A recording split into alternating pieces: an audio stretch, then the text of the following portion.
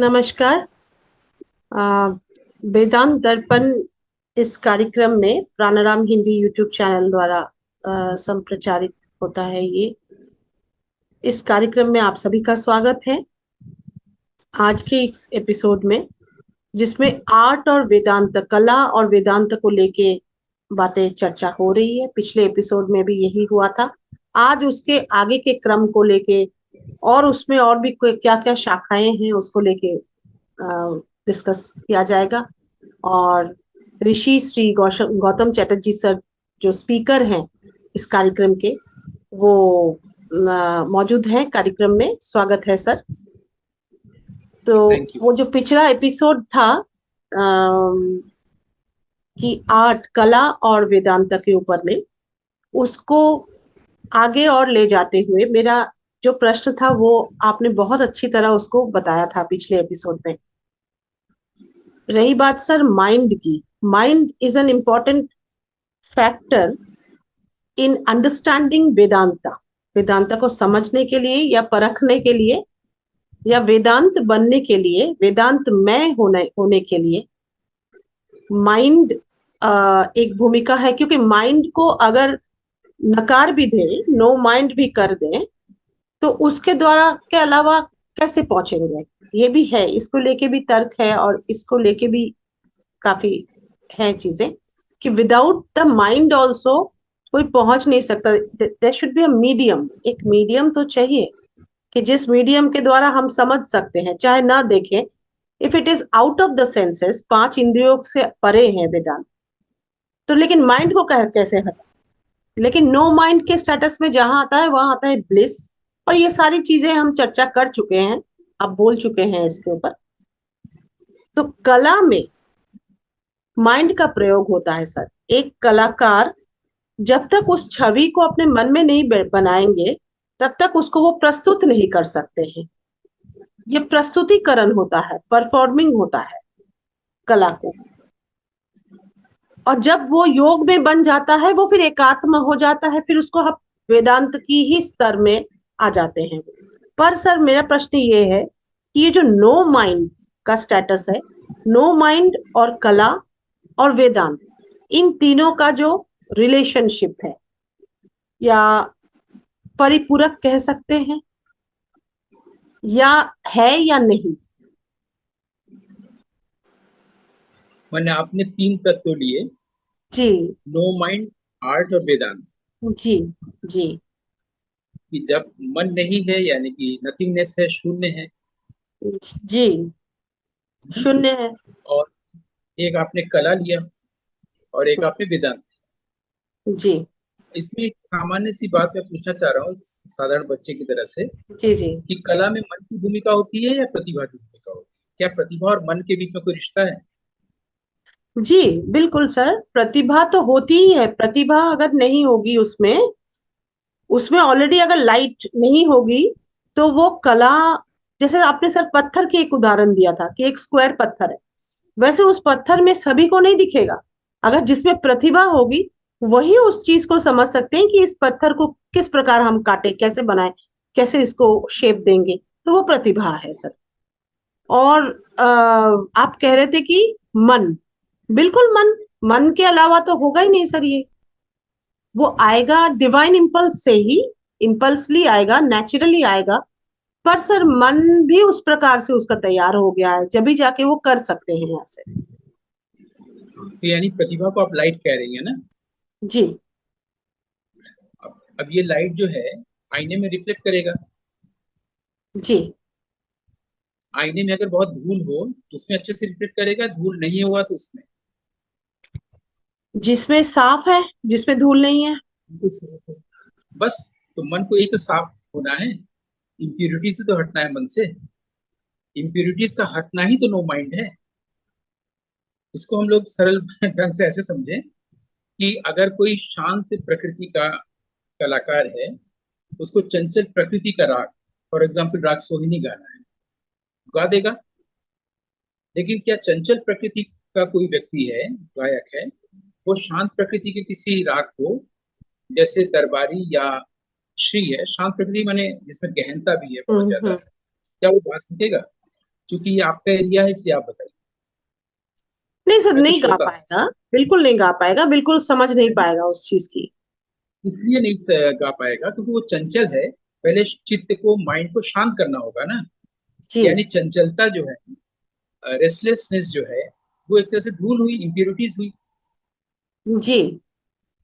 तो उसको पहले शांत करना होगा ना। इसीलिए हमारे यहाँ कहा गया है, यानी हमारे यहाँ मतलब आपके संगीत की दुनिया में, क्लासिकल वर्ल्ड में, कि जब आप साधना कर रहे हैं सारे गामा इन सुरों का, तो जब भी आप सा लगा रहे हैं, क्योंकि सा लगाना ही बहुत मुश्किल काम होता है किसी भी आर्टिस्ट के लिए। यहाँ तक कि हमको प्रभात्री जी बता रही थी कि अब सुरेश बाबू माने के पास कोई बड़े कलाकार आए थे, बहुत अच्छे अच्छे से गाते थे, लेकिन जब उनसे सीखने आए तो उन्होंने पहले फिर से सारेगामा से शुरू किया, कराया उनसे।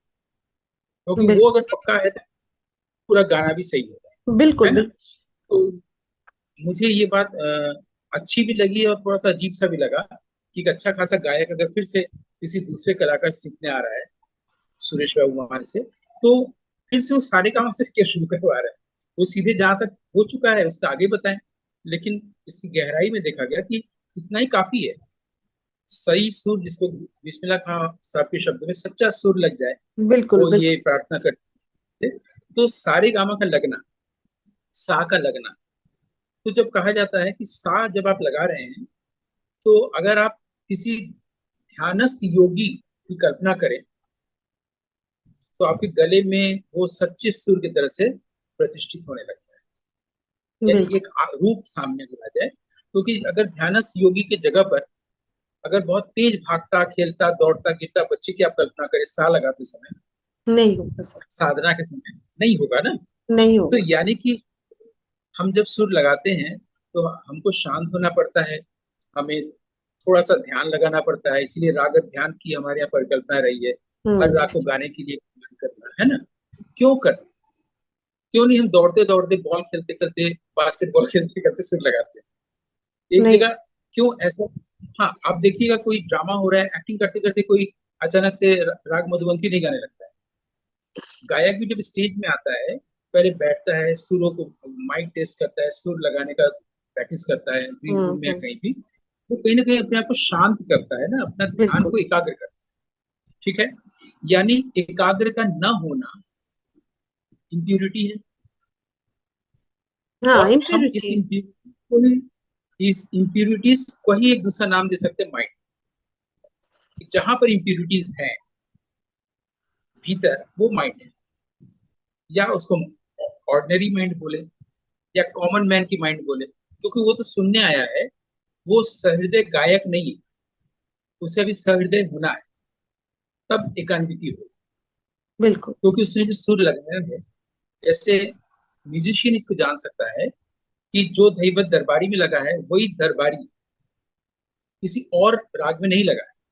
भले ही नहीं। वो धैवत कहा जा रहा है, लेकिन जिस तरीके से दरबारी में लगा है वो किसी भी राग में नहीं लगा है। किसी चाहे भी आप रात।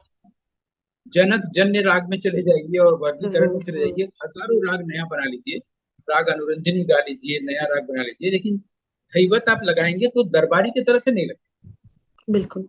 लेकिन इसको ऑडियंस, श्रोता जो आया है वो नहीं जानता। लेकिन वो श्रोता जानता है जो इस बात को जानता है, जो इस शास्त्र को जानता है। बिल्कुल।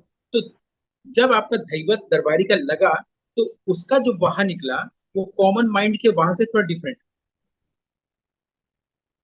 क्योंकि एक कॉमन माइंड आपको सुन रहा है और एक म्यूजिकोलॉजिस्ट का माइंड आपको सुन रहा बिल्कुल। है, जो इस बात को जानता है कि दरबारी में धैवत का क्या मतलब है ना।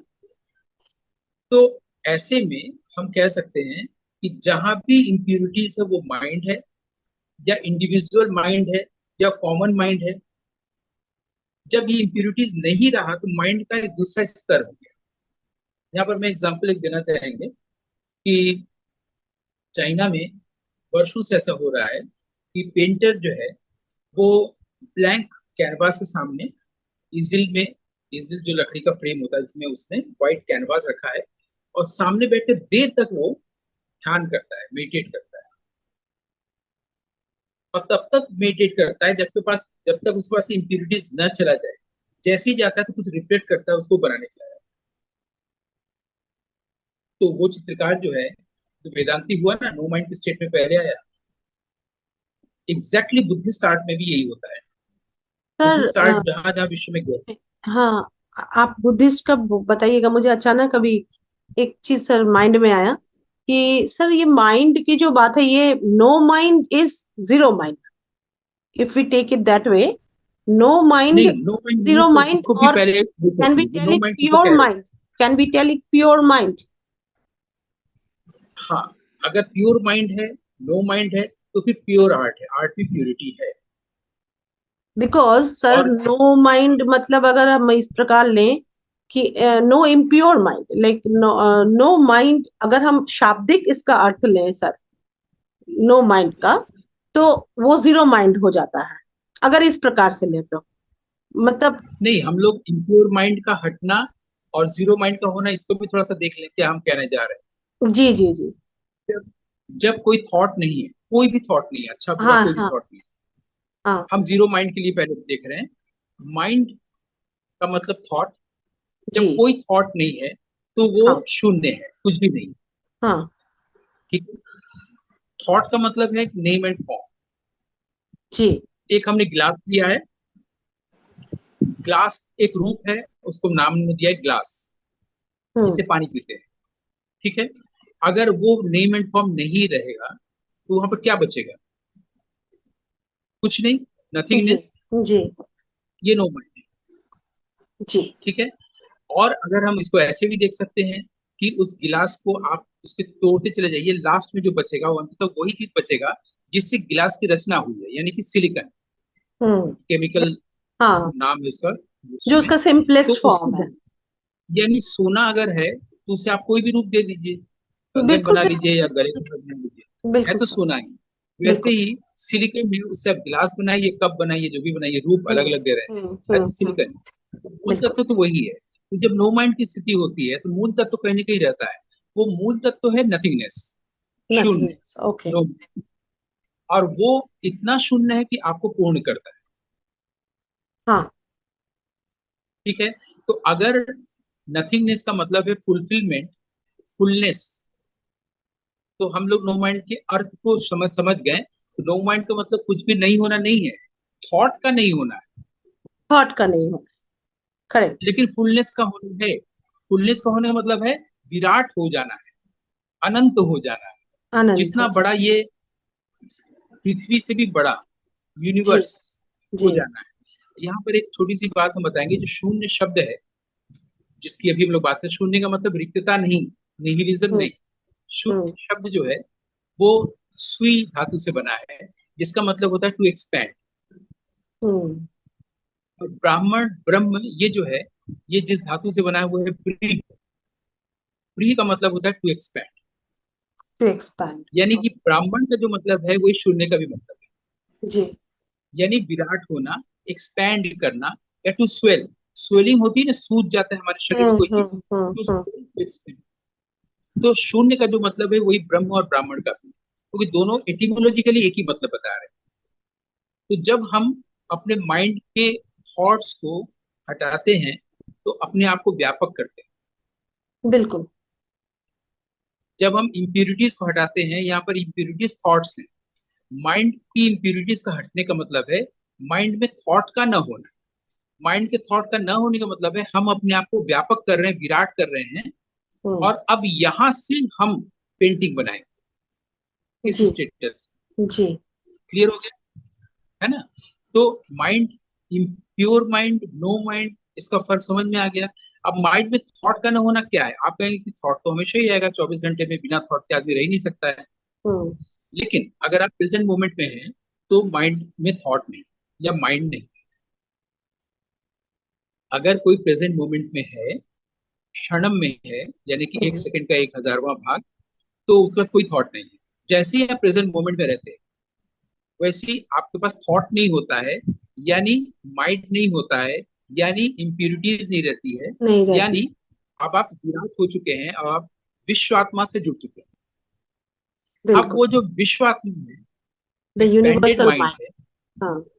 यूनिवर्सल माइंड जो है वो आपके थ्रू रिफ्लेक्ट होगा, आपके गाने में, हम्म। मीराबाई में, कबीर में, जेन पेंटर्स में। अब वो रिफ्लेक्ट होगा। शुरू में क्लियर सर हुआ? ऐसे होता है, ऐसे उपलब्धि होती है। मैं तो खुद एक राग की बात नहीं सर तो बता लेकिन सकती अब आप सोचिए ना कि जो बाकी गायक जो है जो माइंड से गाते हैं, इसके लिए आप कह रहे थे माइंड जरूरी है हूँ। हम्म। गाने के लिए या आर्ट के हम्म। लिए, माइंड जरूरी है, वेदांत हम्म। माइंड जरूरी है। हम्म। ये वो माइंड है जो ऑस्कर, नोबेल, पद्मश्री की अभिलाषा रखते हुए गाते हैं।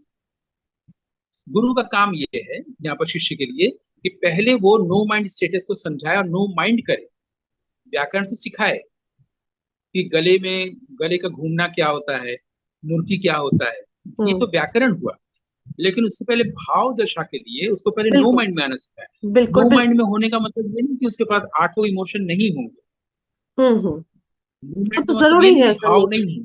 हाँ तो। अब जो भाव होगा वो विराट भाव होगा।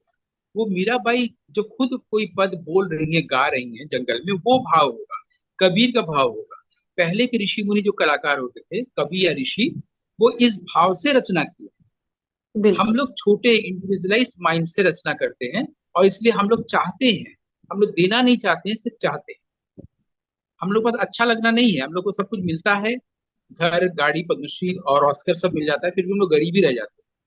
वो जो अच्छा लगना की हम लोग बात किए हैं, ये देने से होता है। और बिल्कुल। जब भी ये भाव होगा, अच्छा लगने का भाव, अच्छा लगना की कीमत में हम लोग कुछ भी अपना दे सकते हैं। जैसे एक चींटी को बचाने के लिए हम जान तक दे सकते हैं। ये बिल्कुल वेदांत को जीना होगा, बिल्कुल। है ना। इसमें जो कन्वेंशनल चीजें हैं, जैसे हमने पिछली बार हिंदी फिल्मों में प्रेम का उदाहरण दिया था, गरीब अमीर के बीच में शादी नहीं हो सकती, प्रेम नहीं हो सकता, है ना। या कोई जी। विलेन आ जाएगा, या छोटी जाति बड़ी जाति हो जाएगी, या लड़के का दूसरी कई लड़कियों से संबंध पता चलेगा बेवफा निकला, या हम्म। लड़कियों का हुआ कि बेवफा निकली। ये सब जितनी भी हैं, ये जो कन्वेंशनल चीजों के पद में सोचने का मतलब है हम इंडिविजुअलाइज छोटे मन से सोच रहे हाँ बिल्कुल सर, हैं, है ना। कन्वेंशनल तो और वही है। जब हमारा मन ऐसा विराट हो जाएगा, तो अगर मैं आपको हर्ट कर रहा हूँ का मतलब वो मैं अपने आप को हर्ट कर रहा हूँ ना, तो मेरा ही तो विस्तार आप। बिल्कुल तो if I hurt you, if I injure you, means I injure myself. As if I love you, means I love myself. क्योंकि मैं सूरज को भी प्यार कर रहा हूँ, घास को भी प्यार कर रहा हूँ, जिराफ को भी प्यार कर रहा हूँ, पूरे यूनिवर्स को प्यार कर रहा हूँ ना, वो मेरा ही विस्तार हो गया ना। ऐसी विस्तृत आत्मा से जो कला होगी वो कैसी होगी, उसका अनुभव आप लीजिए। बहुत सुंदर सर, वही तो वेदांत है, वही वेदांत वेदांत है। है। तो कल बिल्कुल। और वेदांत में फिर से हम देखिए साम मिला दिए आपने वैषम में, पिछले एपिसोड में विषमता से आपने इसको विराम दिया था, अभी विषमता हम्म। से हम लोगों ने बात शुरू की, लेकिन फिर हम्म। साम में आ गया, फिर एकान्विति हो गई। मैं अलग देख ही नहीं पाता हूँ दो चीजों में, मैं सेपरेशन देख ही नहीं पाता हूँ। मैं हमेशा एकान्विति देखता हूँ, और देखिए मैं घूम फिर के फिर वहीं आ गया कि जहाँ पर कहीं भी सेंस ऑफ सेपरेशन नहीं है, कहीं भी भेद दृष्टि नहीं है। अब मैं यहाँ पर मैं एक और चीज बताऊं कि एक बार राजा ने दो ग्रुप, चाइना में हुसैन के जो पेंटर्स थे, उनमें दो ग्रुप वो हो गए थे, कौन श्रेष्ठ है। तो राजा ने दोनों को कहा था कि सुबह होने से पहले तक आप लोग एक एक पेंटिंग बनाइए, और मैं आके तय करूंगा दोनों ग्रुप में कौन अच्छा है। हम्म। तो एक ग्रुप जो है पूरी रात पेंटिंग बनाता रहा, पूरे दीवार, बहुत बड़े दीवार पर पेंटिंग बनाता रहा। और दूसरा ग्रुप जो था, मैंने एक पेंटर जो एक सेक्ट का था, उसने पूरी दीवार में पेंटिंग पूरी रात भर बनाता रहा। दूसरा वाला अपनी दीवार पर कुछ भी नहीं बनाया, और सिर्फ उसको साफ करता रहा रात भर। तो जब राजा आया, और आते ही उसने पेंटिंग वाले का पर्दा हटा, देखा बहुत खूबसूरत पेंटिंग, जो मुग्ध हो गया।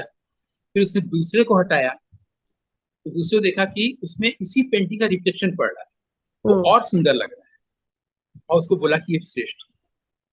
तो हम लोग को जीवन भर यही काम करना होता है, अपने आप को साफ करना, बिल्कुल। है ना। जितना हम साफ करेंगे, मैं नहीं गाऊंगा, फिर वो गाएगा मेरी ओर से, फिर उसको मैं, लोग कहेंगे कि मेरा पद है, मीरा का पद है, कबीर का पद है, क्योंकि ये ईश्वर का पद है एक्चुअली। ईश्वर का पद मीरा की भाषा में, मीरा के टोन और इंटोनेशन में निकल रहा है। ईश्वर का पद कबीर के टोन और इंटोनेशन में निकल रहा है। वो ईश्वर का एक ही पद, बात एक ही है, लेकिन अलग अलग पदावलियों में निकल रहा है। सर कितनी सुंदर बात है। शब्दों के अलावा भी मैं अगर स्वरों की बात अगर कहूं आपसे, कि शब्द तो साथ में है ही, बल्कि दोनों उपकरण है।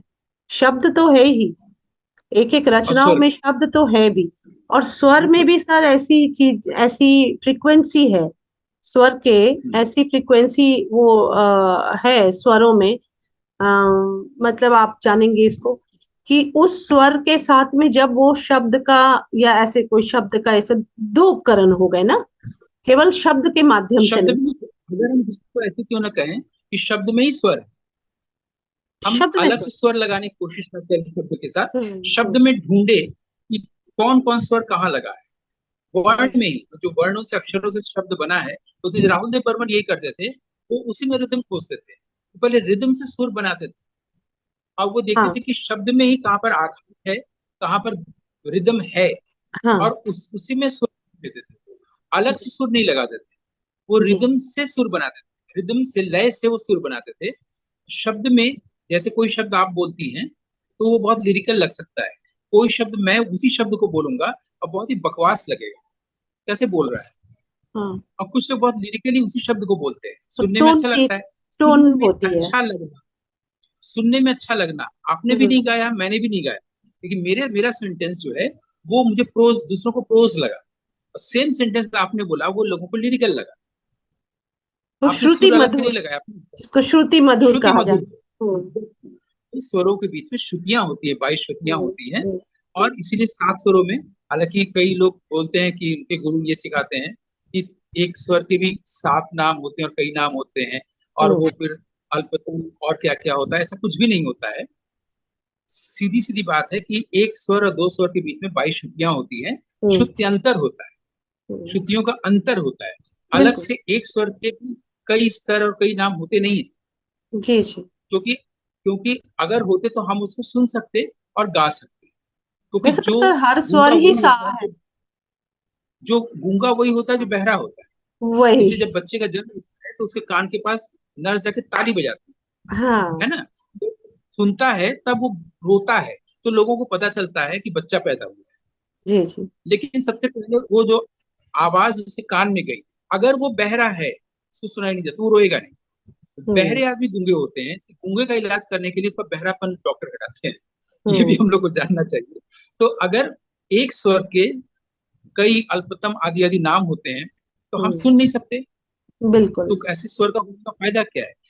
तर्क ये हो सकता है, क्या 22 श्रुतियां हम लोग सुन सकते हैं? हाँ सुन सकते हैं, अगर हम्म। मन में शोर नहीं है तो, मन में जो है इम्प्यूरिटीज ना हो तो, तभी हम प्यूरिटी की तरफ जा सकते हैं। और ये जो 22 श्रुतियां हैं एक स्वर से दोनों स्वरों के बीच में, इसको भी हम लोग कैसे शो कर सकते हैं, ऐसे शो कर सकते हैं कि जब आप सा से धैवत पे आ रहे हैं दरबारी में, तो सा तो आप लगा रहे हैं मध्य का, धैवत आप मंदिर का लगा रहे हैं। अच्छा। जरूरत क्या है, आपके पास 7 स्वर है, 7 स्वर में गाइए ना। क्यों क्यों कोई व्यक्ति थाट नहीं गाता, राग गाता है? थाट हम्म। इसलिए गाता है कि उसी राग के नाम पर ही थाट है, इसलिए नहीं गाता, उसमें सिर्फ हम्म। आरोह होते हैं, अवरोह हम्म। होते ही नहीं है। तो गाने के लिए तो आरोह के साथ अवरोह भी चाहिए ना। तो बिल्कुल। उस तरह से तो फिर अगर 7 आपके स्वर हैं, तो आप सा और लगाइए मध्य का, धैवत मध्य का लगाइए, दरबारी बनेगा ही नहीं। आपको सा से धैवत में आना पड़ेगा, तो मंदिर में आना पड़ेगा, यानी आपको एक दूसरे स्केल में आ रहे हैं। हम्म। तीन जो हमारे यहाँ सप्तकों की स्केल है, आप मध्य से मंदिर के सा पर आ रहे हैं। बिल्कुल। फिर जब आप ऋषभ को टच करने जा रहे हैं, तो आप फिर से मध्य के ऋषभ को टच करके चले आ रहे हैं धैवत में, है हम्म। ना। ये जो जा रहे हैं, या मुल्तानी में भी अल्प ऋषभ लगा रहे हैं, ये जो आप एक सुर से दूसरे में जा रहे हैं, स्केल बदल जा रहा है।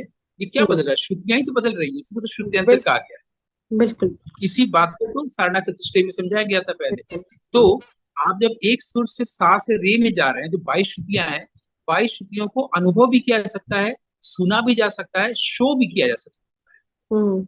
हम्म। लेकिन चूंकि हम लोग नाट्य शास्त्र नहीं पढ़े होते हैं, क्योंकि हम लोग चतुश्रुति सारना को नहीं जान रहे होते हैं, इसलिए हम लोग को लगता है कि 22 श्रुतियां हम लोग कैसे जानेंगे। 22 श्रुतियों के नाम हम लोग जी। पूरा रट के विद्यार्थी को सिखा देते हैं और हम लोग बोल जाते हैं। लेकिन ये जो 22 श्रुतियों को जानना, यानी आप स्थूल से सूक्ष्म की यात्रा पे जा रहे हैं। इस सूक्ष्म का मतलब हुआ जब आप कोई भी चीज इनविजिबल हो जाए, दिखाई ना दे, यानी no mind. No no mind. Mind जहाँ पर थॉट दिखाई दिए जा रहे हैं। सूक्ष्म का मतलब है जो हमारी इस आंख से, स्थूल आंख से नहीं दिख रहा है, बिल्कुल। इंपिरिकल आई से नहीं दिख रहा है। हम लोग किसी एपिसोड में बताया था कि जो हमें दिखता नहीं है का मतलब ये नहीं कि उसका लोप हो चुका है, वो नहीं है। अदर्शनम लोप हमने पाणिनि के अष्टाध्यायी से बोला था, जिसका अदर्शन हो रहा है दिख नहीं रहा है, इसका मतलब ये कि नहीं है। ईश्वर अगर नहीं दिख रहा है तो इसका मतलब ये नहीं कि ईश्वर नहीं है, वो यहीं पर है, हमें नहीं दिख रहा है। वैसे ही हम गाना गाते समय अगर सुर लगा रहे हैं, अगर सुर हमें नहीं दिख रहा है, इसका मतलब नहीं कि सुर वहीं पर नहीं है, सुर वहीं पर है। तो ये गुरु का काम है कि वो अपने मुखार बिंद से शिष्य में ये प्रकाश की लय भरे, न कि सिर्फ व्याकरण से। ये आपका जी एरिया, अब आप बताइए कि क्या चीज अस्पष्ट रह गया है। नहीं सर, ये आपने बहुत अच्छा इस पर आज के जो नो माइंड और आर्ट और वेदांत, इसके ऊपर बहुत अच्छा बोला है आपने। नो माइंड की स्टेटस में आना ही मतलब वो, एक तो कला के माध्यम से हम लोग पहुंच सकते हैं, एक है कि उसके माध्यम, ये एक माध्यम है। मैं कला को इस प्रकार सोच समझ सकती हूँ कि आपसे बोलना ये चाहूंगा कि तीनों आपको सिनोनिम्स लग रहे हैं कि नहीं? आर्ट, सिनोनिम नो लग, माइंड और वेदांत, तीनों सिनोनिम्स लग रहे हैं। अब कहीं पे जाके ये तो बिल्कुल ये एक हो जाता है। यही इस बिल्कुल एपिसोड में हम लोग इसको शो कर सकें कि तीनों जी, एक ही बात। एक ही चीज है। जी आज इसी के साथ में ये इस एपिसोड पर विराम देते हैं। बहुत बहुत धन्यवाद, आभार आपका सब, सर आपका। और आर्ट और वेदांत के ऊपर और आगे कुछ चर्चाएं होंगी। अ, इस प्रकार जुड़े रहने के लिए बहुत बहुत धन्यवाद। अ, नमस्कार। नमस्कार।